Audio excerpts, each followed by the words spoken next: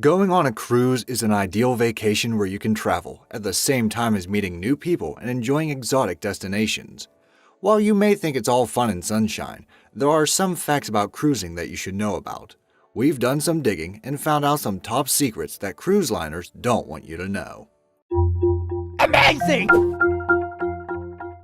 Number 10. Deaths. A voyage is supposed to be relaxing and enjoyable. It gives you a fresh perspective and a chance to escape your daily troubles. However, death is inevitable and of course can occur anywhere, including on a cruise ship. This necessitates every cruise ship to contain a morgue on board for proper preservation of a body before getting to the next port of call. Death often occurs at sea due to natural causes like an unexpected heart attack, drowning, murder, or accidental causes. Nonetheless, death on a cruise ship is a rare occurrence and is rarely the liner's fault. Still, it's a little disturbing to think that dead bodies have been on or are currently aboard any ship you're sailing on. Any ghost you see may be the real thing. Number 9. Crews are often exploited. Cruise ship crews often go above and beyond to ensure that you're comfortable and enjoying your voyage. Despite being your fairy godmothers on board, they aren't treated very well themselves. Most cruise liners employ their crew from low-income countries where labor laws are not well established and may not provide them with proper work permits. Some go a step further and confiscate their identification documents, make them work below deck all day, and pay abysmally low wages in developed country standards. Employment contracts can be harsh, and many seafarers will have to pay crewing agent fees, sometimes as much as $1,500 just to join the ship.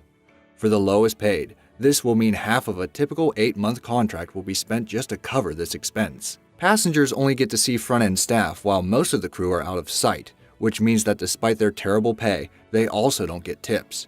To be fair, cruise liners do offer delicious food to their crew, which is prepared by other crew members.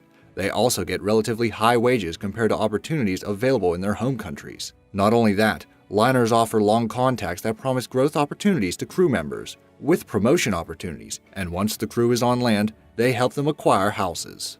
Number 8. Environmental and health hazards. The cruise industry is the fastest growing sector of the travel industry, and this growing demand has led to bigger and better ships. Yes, this is healthy for economic growth and creation of jobs, but this creates a great amount of problems for the environment and your health. First off, your carbon footprint from cruising is extremely high, even more so per person than flying. One study by George Marshall of the Climate Outreach Information Network showed that traveling to New York from Southampton via the Queen Elizabeth II ship emits 7.6 times as much carbon per person as making the same journey by plane. Even more worrying is the fact that passengers on cruise ships are exposing themselves to dangerous levels of pollution. One undercover investigation by a C4 dispatchers team revealed that from the air on the deck next to the funnels on P&O Cruises' ship Oceana, there are more than double the amount of ultrafine particulates suspended in the air than found at London's Piccadilly Circus. Being exposed to these high levels of pollution can have adverse health effects even in the short term. Aside from the carbon emissions, the cruise industry has an even poorer record in terms of wastewater treatment. Cruise ships are a small portion of international marine activity, but constitute 77% of marine pollution worldwide. A vessel with a capacity of 3,000 passengers produces 1 million gallons of gray water, 210,000 gallons of sewage stream, 150 gallons of hazardous waste, 8 to 10 tons of solid waste, and 250,000 gallons of oily bilge water during a 1-week voyage. This garbage is enough to fill over 50 swimming pools. For an industry that claims to be environmentally friendly, this is cause for concern. This level of unregulated waste disposal poses a severe threat to human health, particularly in port cities. Number 7. Healthcare. Sometimes we fall ill at most inopportune moments. Even if you're insured, medical services on cruise ships can cost a lot, and doctors are only equipped to handle smaller issues. In the event of a serious illness like a heart attack, the ship doctor can only stabilize you till the next port of call, where you will be rushed to the nearest hospital. Most liners charge medical expenses to your onboard account, and then you'll have to claim reimbursement from insurance companies afterwards. In international waters, standard insurance cover may be inadequate, meaning the money will come out of your pocket. Not only that, disease breakouts can spread incredibly quickly if they're not contained straight away. For example, just last year, over 250 passengers on the Balmoral fell ill with norovirus. equating to 27% of all passengers. To be fair though, cruise liners have disease prevention measures in place, like constant hand sanitizing and maintenance of high cleanliness standards. When required, they can also quarantine sick guests till the next port of call, where they can get necessary medical attention. It will suck if you're the ill person on a cruise, but this procedure is essential to minimize breakouts. Number 6. They don't play by the rules. Cruise ship casinos aren't subject to the same regulations as mainland casinos, given that they sail in international and different territorial waters. While in international waters, gambling laws are set by the nation under whose flag the ship sails. However, once they reach territorial waters, the rules change to those of the country whose waters the ship is in. Pretty straightforward, eh? Well, not quite, seeing as international waters become territorial if vessels sail within 12 miles of the coastline.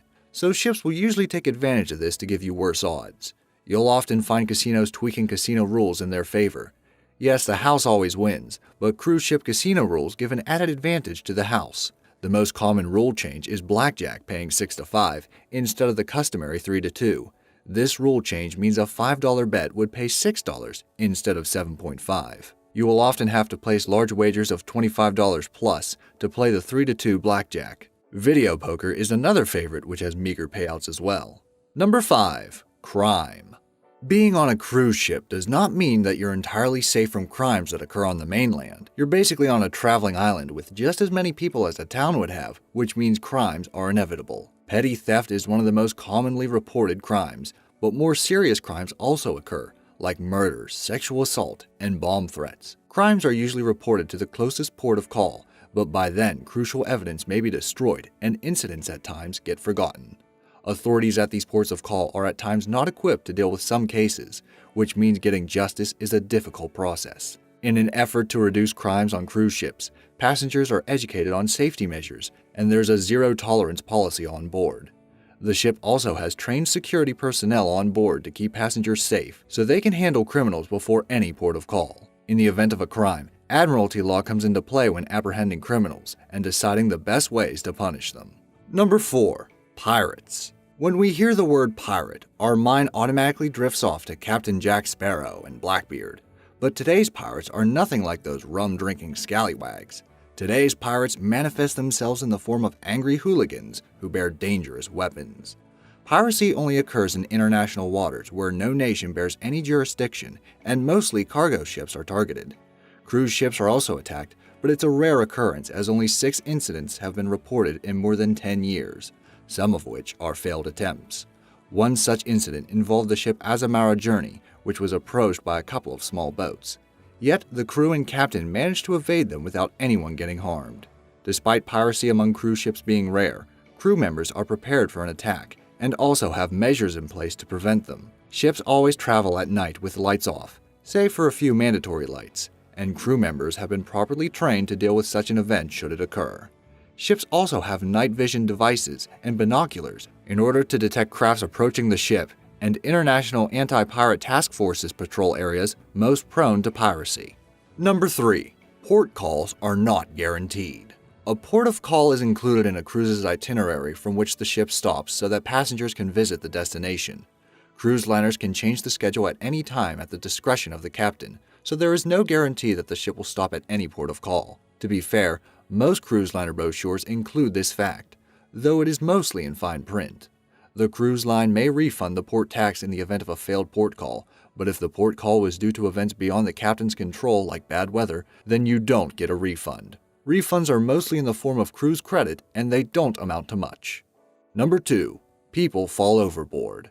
Between 2000 and 2016, around 270 people fell overboard while cruising, with an average of 20 people falling off ships in recent years. This number had doubled since the early 2000s, when there was an average of just 10 overboard incidents annually. Most passengers are likely to fall off on the last day of a cruise, and it often boils down to foul play, intoxication, climbing on railings, or jumping between balconies. However, it has happened for more sinister reasons, like when people have gotten into fights or been attacked.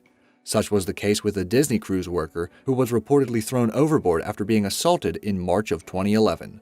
Although these cases are very rare, It's worth keeping your wits about you and screaming at the top of your lungs if you ever feel threatened like this, because unfortunately, the chances of survival after falling from a cruise ship are tragically low, with an estimated 85 to 90% of cases resulting in death. Cruise ships have put measures in place to prevent this from happening though.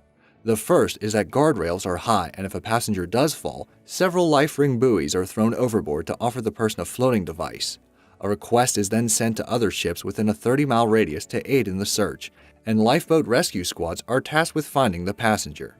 When it comes to surviving, determining factors will include the height of the fall, temperature of the water, weather conditions, and the response time of rescue crews. If God forbid you ever fall overboard, immediately scream for help, and then stay afloat without panicking or expending too much energy. Stay calm and positive. Before I reveal the most outrageous example in this list, I'd like to remind you to subscribe to Be Amazed. We upload amazing fact-filled videos every day, so don't miss out on learning some amazing new information. Also, hit that bell icon for notifications on more amazing fact-filled videos. Number 1. Cancellation policies. Cruises are booked in advance, and at the time of booking, you may be sure you made all necessary preparations. The future is always uncertain, and something important may come up, requiring you to cancel your cruise. That's where the problems arise, because canceling a cruise is not free. Charges are dependent on how many days in advance you cancel your trip, but some cruises have a minimum cancellation charge. If you cancel too late, you may lose all your deposit, and refunds are made in accordance to the terms of the cancellation policy, which may be a cash refund or future cruise credit. It's important to note that most cruise lines give you a period of 56 to 120 days to make cancellations, which is not always very accommodating. This video wasn't meant to scare you out of a vacation, but is merely meant to prepare you for what might happen on board. Cruising is a great way to enjoy new exotic places while meeting new people and making friends.